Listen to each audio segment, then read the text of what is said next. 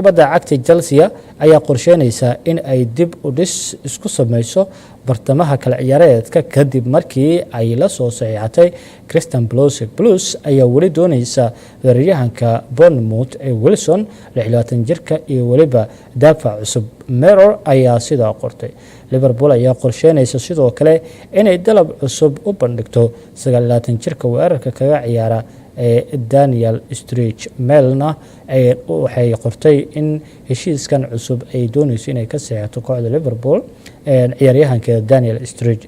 Arsenal ayaa dalab 16 milyan euro ah ka gudbisay golahayaha reer Costa Rica ee kooxda kubadda cagta Real Madrid Keylor Navas 32 sano jirkan ayaana la xiriirinayaa inuu ka tagi doono kooxda ku ciyaarta garoonka Santiago Bernabeu Sport wargeyska Catalan ka soo baxa ayaa sidaa daabacay warar kale soo kale iibsiga haddii aanu sii eegno waxa markaas ka tirsan Manchester City maraadin doonto xidig qad dhexe ah ee daafaca ay bedel kaga dhiganayso Fernandinho 33 jirka ayaa markaasi qayb muhiim ah ka ciyaara ama door weyn ka ciyaara kooxda kubadda cagta Manchester City Spain ama ESPN ayaa sidaa qortay sidoo kale waxyaabaha ugu xiisaha badan marka aad fiiriso wargeysyadu ay maanta ka qoreen suuq kale iibsiga Liverpool ayaa isaga baxday ayaa la yiri in ay ku dagaalanto saxiixa cusub ee kooxda kubadda cagta Chelsea na raacdada ugu jirto xilliyada la soo dhaafay Christian Pulisic kadib markii xidigii tagay koox Stoke City ka soo iibsadeen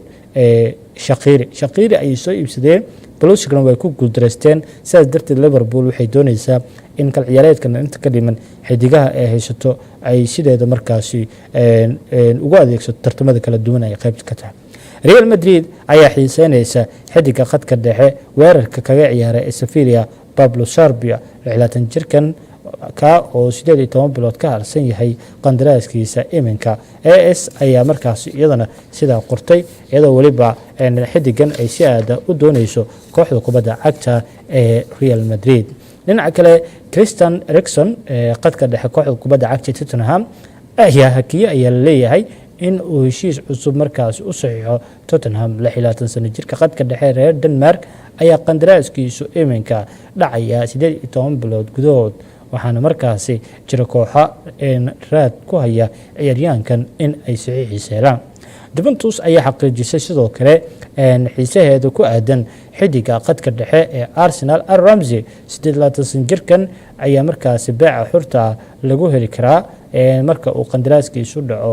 dhamadka xilli ciyaareedkan Juventus waxay doonaysaa inay ka faa'iideysato wakiilka Mas'uud Ozilna waxa uu markaasi sheegay in mustaqbalka 30 sano jirka qadka dhexe oo wali markaasi yaalo Arsenal iyadoo ay jirto